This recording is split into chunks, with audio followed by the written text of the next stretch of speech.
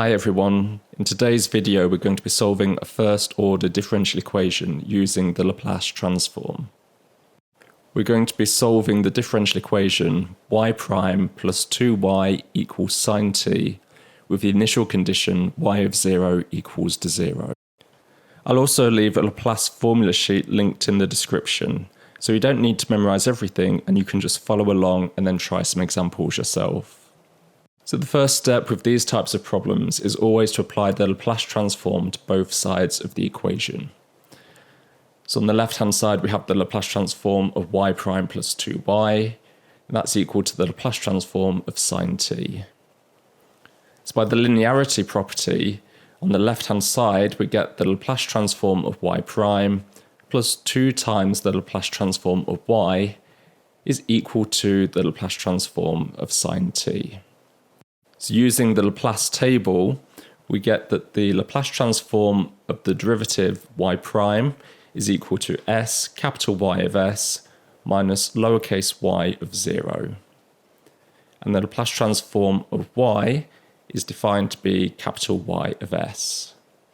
So on the left hand side we have s y of s minus y of 0 plus 2y of s. Also from the table, we can have a look at the Laplace transform of sine t, which gives us 1 over s squared plus 1. So here we're using that alpha is equal to 1, because that is the coefficient of t in sine of t. And then at this point we can substitute in the initial condition, which we started with, which was y of 0 is equal to 0. So we can take out the minus y of 0, and this leaves us with s capital Y of s plus 2 capital Y of s is equal to 1 over s squared plus 1. And this is the end of the first step. So the next step in the problem is to solve this equation for y of s.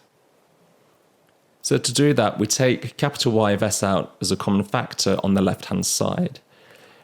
So the first term has s as a coefficient, and the second term has 2 as a coefficient.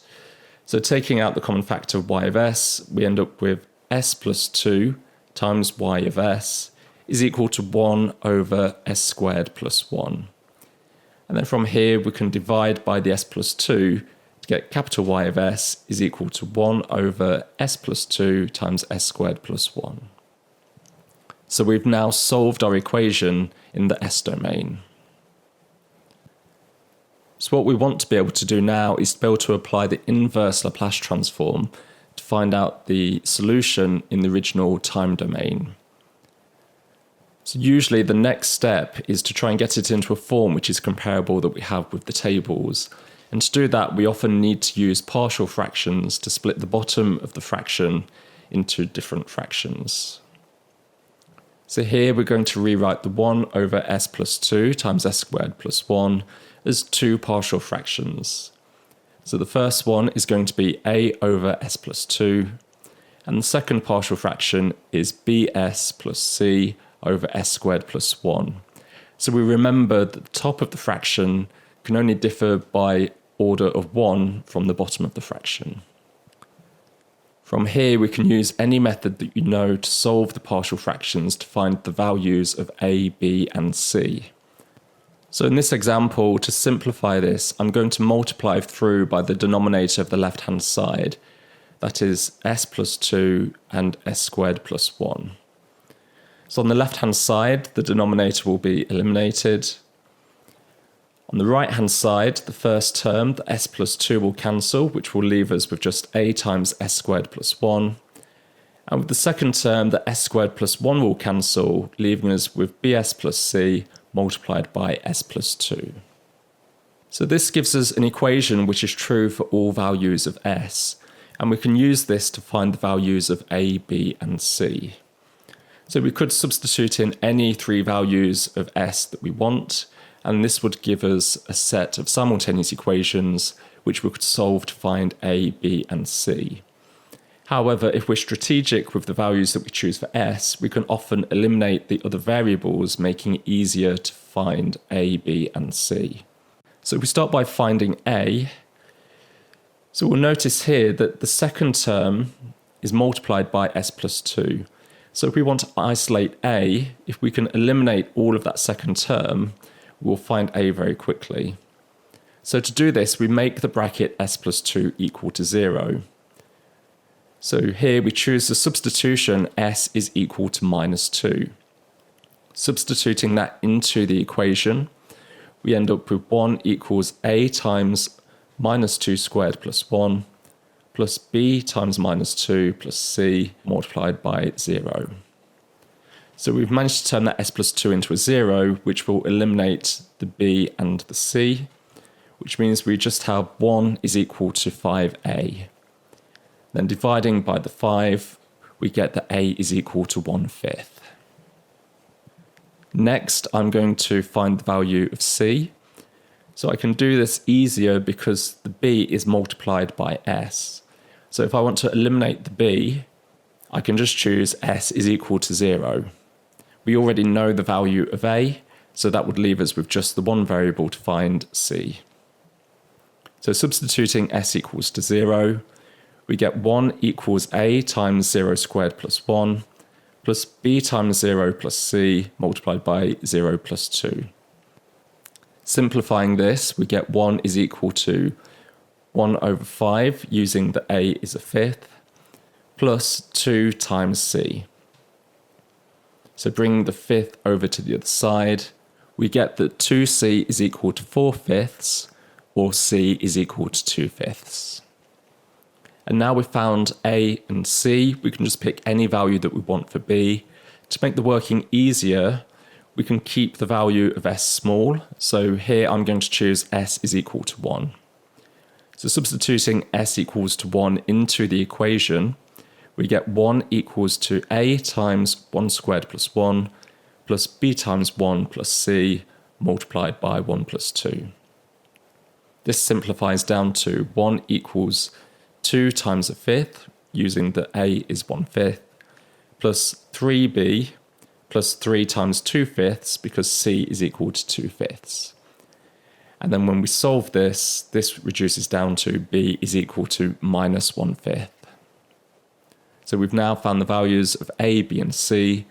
Putting these into our original partial fraction forms at the top, we get that y of s is equal to 1/5 over s plus 2 plus minus a fifth s plus a fifth over s squared plus 1. So the solution is looking a lot better, however it's still not quite in the right form to use the table to do the inverse Laplace transform. So what we need to do is we need to take that second term on the right hand side and split it into two fractions. Because we're splitting the top of the fraction, we can just rewrite this as two fractions. So we get that y of s is equal to 1/5 over s plus 2 minus 1/5 s over s squared plus 1 plus 2/5 over s squared plus 1. Then we need to look at the Laplace table to see what terms do we have which look like these, and we want to write them as closely as possible to the form that is in the table. So looking at that first term, we have 1/5 over s plus 2. So the closest term that we have in the table is 1 over s minus alpha. So what we're going to do is we're going to bring the 1/5 out to the front so we can make the top of the fraction equal to 1. And then we need the bottom of the fraction to be s minus a number. So to do that, we can rewrite this as s minus minus 2. Similarly with the second term, we can have a look through the table. And the closest term that we have is s over s squared plus alpha squared. So again, if we bring out to the front the minus 1/5, then this becomes minus a fifth s over s squared plus 1 squared, because 1 is equal to 1 squared. And then finally, for the last term, this is closest to alpha over s squared plus alpha squared. So bringing the 2/5 out to the front, this means we're using alpha is equal to 1, so the top of the fraction has to be equal to 1. So it's 2/5 times 1 over s squared plus 1 squared. And now all three terms are in the same form as they are in the tables. This allows us to come on to the final step, applying the inverse Laplace transform using the table. So we do the inverse Laplace transform of capital Y of S. This is the small y of t. And this is equal to, so the 1/5 is just a coefficient, and we can do this because of the linearity property that we had. 1 over s minus minus 2 becomes e to the minus 2t, because alpha is minus 2. In the next term, the minus 1/5 is our coefficient by the linearity property, and this is multiplied by cos of t from the table, because again alpha is equal to 1.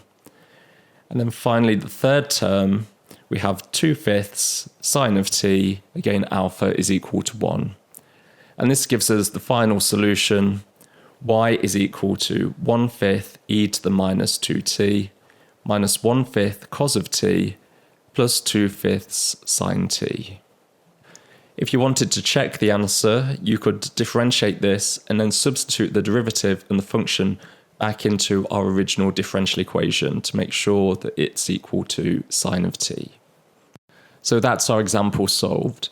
We've seen how we can use the Laplace transform to take a differential equation and transform it into something which is much easier to solve in the S domain. And then afterwards, we use the inverse Laplace transform to convert it back into the time domain.